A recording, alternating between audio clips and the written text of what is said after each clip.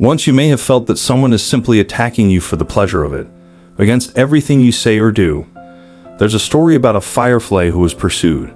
The firefly flew for a long time, trying to escape, but eventually found itself in a dead end, almost caught. It then asked a snake to ask 3 questions, knowing it was already trapped, and the snake agreed. The firefly asked the snake if it was part of what snakes usually eat, and the snake replied negatively. Then it asked if it had done anything wrong to the snake, and again the snake answered no.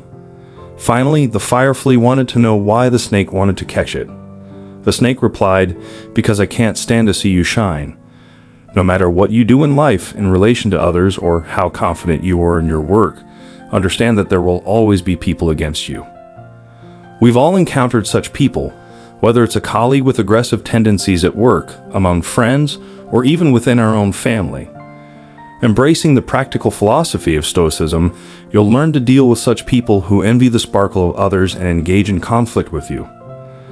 Stoicism is considered one of the most practical and profound schools of thought, teaching us to focus on the energy and strength in things we can control, while learning to accept those beyond our influence. If you don't learn to assert your position in life, others, including those who don't like you, will trample over you. So, being resilient doesn't mean being passive and nursing resentment silently. It means having a firm stance and control over your emotions, thinking before acting. Therefore, first and foremost, welcome and feel at home to learn the millennia-old concepts that teach us to live with greater wisdom and ease. If you enjoyed this video, please subscribe to our channel, like, and leave a comment. In doing so, you help us spread this clarity of mind to many others. Now, how Stoicism can specifically assist you in overcoming your challenges without conflicts. In this video, we'll discuss 9 ways to do so. So let's get started. First, ignore deliberately. There's rarely a performance without an audience. Being ignored can be one of the worst feelings, so use this to your advantage. If possible, start deliberately ignoring those who declare themselves your enemies or whom you dislike. Though this strategy is simple, it requires a lot of self-control because consciously, you're choosing to no longer pay attention to provocations, malicious jokes, actions, or even the presence of certain individuals.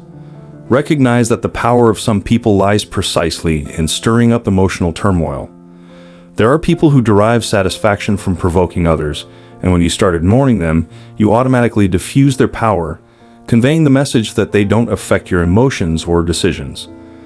Thus, their attempts to influence you remain mere attempts. Be a person who focuses on what's under control instead of allowing your energy to be drained by negative distractions or spending hours contemplating what responses could be given, how you could retaliate or morally belittle that person. You begin to utilize this space and time for what truly matters. For those who provoke you, their influence and importance in your life are something only you can decide. You can choose not to feel victimized, and instead of yielding to provocations, opt for wisdom and non-engagement.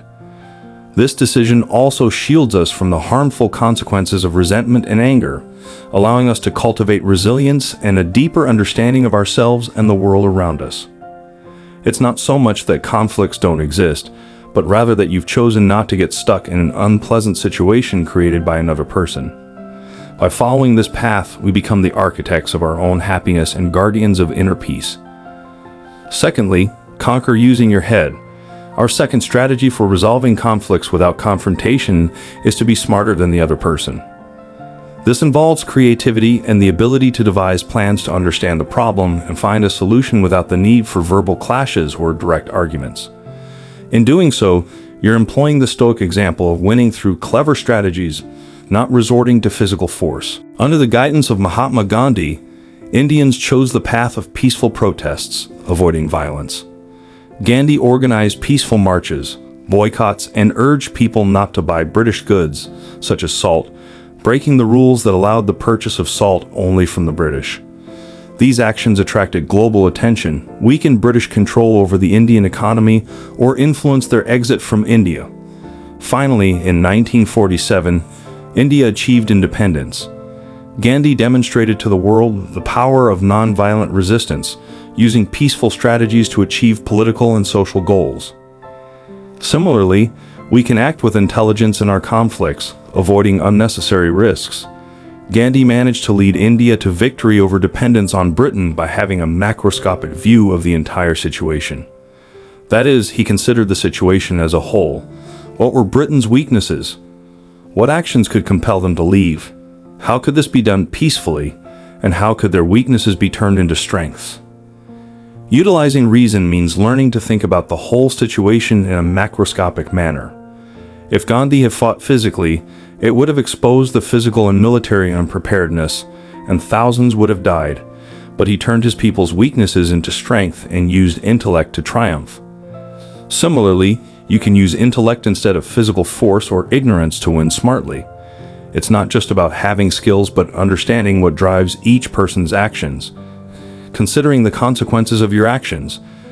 By doing so, you demonstrate mastery of the situation, revealing yourself as a true leader. Turn adversaries into teachers. One of the concepts of Stoic philosophy is turning adversities into a path. In other words, instead of viewing your opponents or enemies solely with hostility, you begin to see them as opportunities for growth and learning, much like teachers on the path of life. After all, they test our boundaries, reveal our weaknesses, expose our flaws, and show us where we need to improve. As Marcus Aurelius, the most powerful man in the world as the Roman emperor, said, "The best revenge is to be unlike him who performed the injury." Instead of reacting with anger, use these challenges to strengthen your resilience, wisdom, and virtues. When faced with rudeness, responding rudely also makes you rude. If you're not respected, behaving the same way makes you disrespectful too. Train your tolerance, and above all, calmness. Thus, obstacles become paths. Additionally, Marcus Aurelius advises us that when tempted to criticize someone, pause and reflect on our own mistakes first. This brings humility and empathy, helping us understand and appreciate the lessons our adversaries can teach us. Instead of nurturing negative feelings or seeking revenge on our enemies, be grateful for the growth opportunities you would not have had otherwise. Alter your perception of these individuals as potential threats to personal growth and self-awareness. Consider what would happen if there were no monsters, battles, or challenges. You'd simply be an ordinary person whom nobody remembers. It's your enemies who have made you a great legend. When you do this, the dynamics of your relationship with these people completely change. They may continue to dislike you, but it no longer matters to you, and you stop wasting your time and energy on them. Acknowledge that your enemy is not the cause of your suffering. The real cause lies within your own perception. Your suffering stems from how you judge and perceive every situation in your life. It's not the actions of this person that make you angry or hurt. It's how you see and react to them that determines your feelings. In reality, this person, whoever they may be, helps you see what's happening inside you, showing you where you're thinking incorrectly or reacting emotionally unnecessarily. Your enemy gives you the opportunity to see where you're placing too many expectations or caring too much for what shouldn't matter. Epictetus, who taught something very simple yet powerful, stated that events around us don't make us upset, it's our judgments about them. He challenges the idea that external events have the power to disrupt our inner worlds. Instead, how we interpret these events shapes our emotional responses.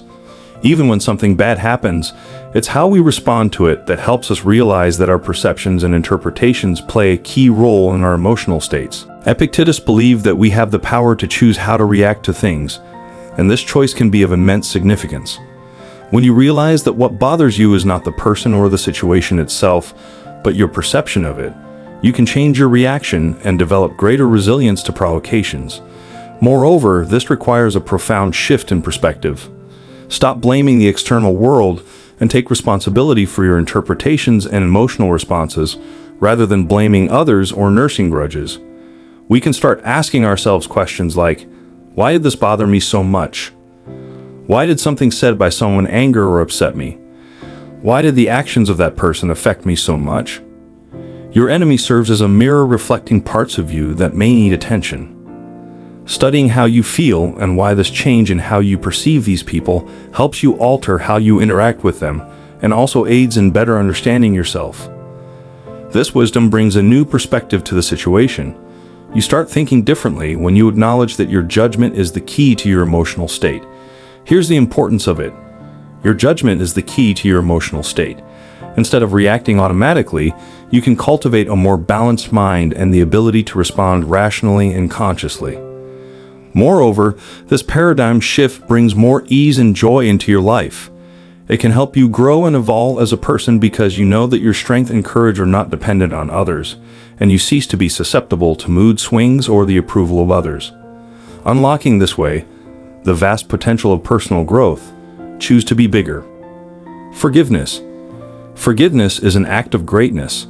It's like exchanging grievances and desires to find peace within yourself.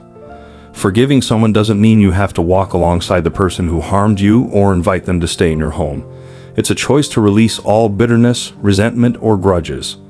Forgiveness is not about who harmed you, it's about not locking bad feelings inside your chest. It's not a sign of weakness, but a display of strength and nobility. By forgiving, you show that you control your emotions and create your own destiny. It's a rise in consciousness that involves accepting the reality of what happened, regardless of whether you understand the reasons behind it or not. When you forgive, pride is set aside.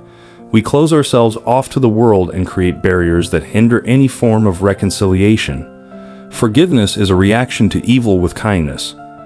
Stoic Epictetus succinctly outlined the importance of forgiveness. It's higher than revenge because it demonstrates kindness. While revenge reflects a savage nature, wisdom highlights how forgiveness can transform lives as it's based on compassion and the understanding of an enlightened spirit. When we think about revenge, we simply allow others to control our actions, remaining trapped in a cycle, always playing the role of the victim. But forgiveness frees us and returns power to ourselves. Transform your relationships with your enemies, acting with kindness, understanding, and compassion to bring about positive change both in the environment and in people's behavior. This new perspective on problems prompts us to promote good, even when someone tries to harm us. It's not easy to show such generosity and act in this way, but let me share a story with you. A very wealthy person decided to delight a poor man on his birthday. He presented him with a tray covered in garbage and filth to humiliate him. But the poor man accepted the tray with joy and gratitude. After a short wait, he returned, cleaned the tray, and filled it with flowers, returning it with a card that read, "We give you the best we have." This story shows that we shouldn't expect people to give what they don't have. Each of us has our own set of feelings and actions. Some may offer only a tray of garbage, while others choose flowers. Choosing love over anger not only benefits the other person, but also helps us grow, expanding our vision and moral strength. Rise above pointless arguments and fights, showing that you are not only part of the problem, but also an essential part of the solution. And remember the seventh rule: look boldly and with dignity into the eyes. The seventh strategy we can employ to resolve issues without conflict is to confront the problem directly. I like the phrase by Dr. Matt Murdock, which says, "I didn't like it, and I want you to stop addressing me in this way." This is confrontation. It's not about physical strength, but about showing that you are aware and do not tolerate certain behaviors.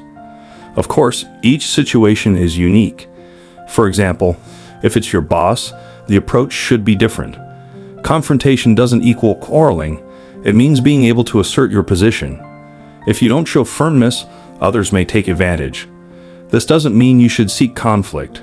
When you demonstrate that you won't silently endure, most people understand the subtext, and the situation usually doesn't escalate beyond the conversation. If you give in once, people will exploit it repeatedly, so it's essential to be prepared to defend your interests when necessary. Focus on yourself and refrain from grumbling about every situation. Every minute spent pondering over who offended you or how things could have been different is a minute less for yourself. Sometimes we think that those who have hurt us might regret or change their minds. But deep down, we know that true recognition should come from within. No one will ever do it for you. Focusing on yourself means taking on this responsibility and ceasing to worry about the opinions and recognition of others, especially those who don't like you. Stoicism reminds us that we have the power to choose how we react to any situation, enabling us to make conscious decisions aligned with our values. By following these teachings, we embark on a journey of self-discovery, overcoming ignorance, forgiving, and cultivating love. while breaking down barriers that hinder us from achieving virtues, wisdom, and happiness. The ninth strategy is self-control. You are the one who controls your emotions.